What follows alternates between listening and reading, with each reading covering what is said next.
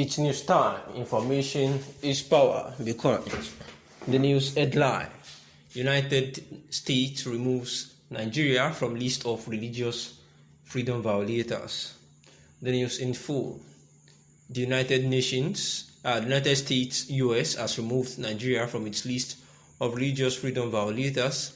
United States Secretary of State Anthony Blinken made this known in a statement on Wednesday titled Religious Freedom Designations, while the United States had in 2020 placed Nigeria and 6 other countries on a special watch list of states that engaged in or tolerated the severe violation of religious freedom.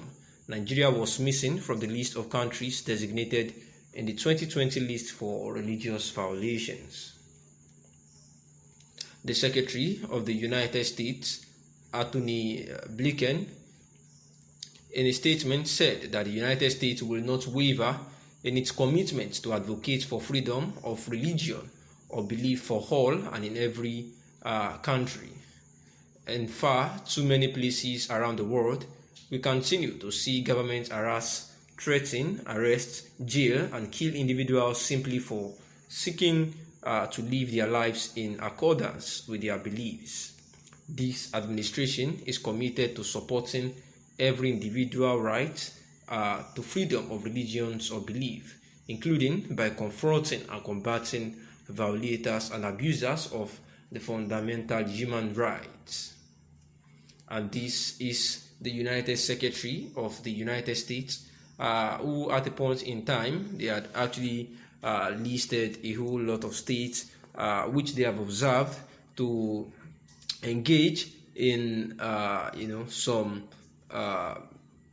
in tampering with the fundamental human rights to freedom of religious or belief, and of which they have accused these states of trying to stampede on the people's freedom to the kind of religion they want to key into, and therefore they had actually placed a whole lot of countries on the list of which they'll be watching to see if they are going to involve themselves in religious violations. And therefore Nigeria was said to be on this list as a 2020, but in 2021 upgraded list, it was noted that the country Nigeria was not on the watch list as it was, and the administration of the United States says that they are committed to supporting every individual's right to freedom of religion or belief, including by combating and confronting violators of the abusers of this religious freedom right. Secretary of the States, Anthony J. Blinken, requesting that the United States should hold the government accountable for different acts of terrorism in the country. The United Kingdom is an excellent example of a country that took measures years ago to tackle the fraudulent votes of politicians, many of whom have banned from politics for a period of life, he said, and we need those measurements here because I am humble and firmly believe that major political actors involved in electoral fraud and who have been convicted must be excluded from any political participation for a long time. The biggest challenge facing political system in many places is impunity for key political actors, and these were the words of an Akwa Ibom election commissioner, Mike Egini, who said that the politicians involved in election fraud should be banned from participating in politics, claiming that such measures have once been taken in the United Kingdom. The group Gates has said that some ministers of the President Muhammadu Buhari regime are actually part of those that are sponsoring terrorism, but have used their office or are using their office to get impunity and to run away from justice. And therefore, he said that the government officials are just using the shell of their office as haven, transit, and base of operations for terrorist activities. The Akwa Ibom election officer, Mike Egini, has therefore urged that the international body should actually take up legal resolutions in ensuring that ethical values in the performance of duties are actually put in place in the Nigerian political sectors. The Attorney General of the Federation, who spoke in Abuja yesterday, said that the issue of pardon was not limited to repentant Boko Haram members, but could be extended to deserving cases. He said, generally speaking, that is why I am telling you that no possibility is ruled out, but then there has to be an approach for the government to consider. So I cannot be preemptive in telling you clearly and outrightly that reconciliation perhaps is being considered without an approach to be made. It is the approach to be made, if at all any is made, that we will look into for the purpose of looking at it, the authenticity of it, the good faith associated with it, and then perhaps bring about the considerable factors related to negotiations or otherwise. So, it is not a conclusion that one can outright make without juxtaposing associated facts relating to the reconciliation. You cannot conduct or operate a conciliatory approach in the blues. It is never one-sided. There has to be an approach and then a counter-concentration. So, no approach in that respect is on table for consideration yet. So, we will cross the bridge when eventually we get to that.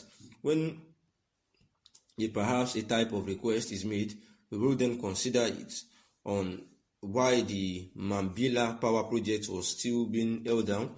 Malami said the remaining obstacle to the project has been removed. He said the arbitration commenced against Nigeria by Sunrise Power Transmission Company of Nigeria Limited has been discontinued. Well, for the Sunrise, perhaps one good information or perhaps the hope for celebration that I wish to present for our consideration is the fact that Sunrise has indeed withdrawn its pending arbitral proceedings, in respect of which it was claiming against the interest of the federal government an amount in the region of around $1 billion. So, the information that calls for celebration is the fact that there is no pending impediment relating to Mambila project with the discontinuation of the Sunrise proceedings in Paris, the minister said. And this is the Attorney General of the Federation, Abubakar Malami, saying to the pressmen that actually interviewed him that the federal government is not outlooking the using political solution in solving the case at hand, as per the self-determination agitators who had been arrested for quite a while now. That is Sunday Adeyemo Igboho of the Yoruba Nation sect that had been agitating for the freedom of the Yoruba Nation, that is the breakaway from Nigeria, and also Nnamdi Kanu of the indigenous people of Biafra, which is also a secession group who wants to break away from Nigeria. And therefore, the Attorney General of the Federation says that in this regard, that they are not saying that they do not want to make use of political solutions to solve this issue, but for the government to take this into consideration, then a group or some group or anybody has to propose such to the federal government, and then they will look into it and see where they can actually come in after weighing the proposal. We know that the leader of the indigenous people of Biafra, IPOB, Kanu, had actually been accused of engaging in activities that can destabilize the country, where he was in charge, 7 fresh count charges against him, which borders on terrorism and treasonable felony. Thanks for listening.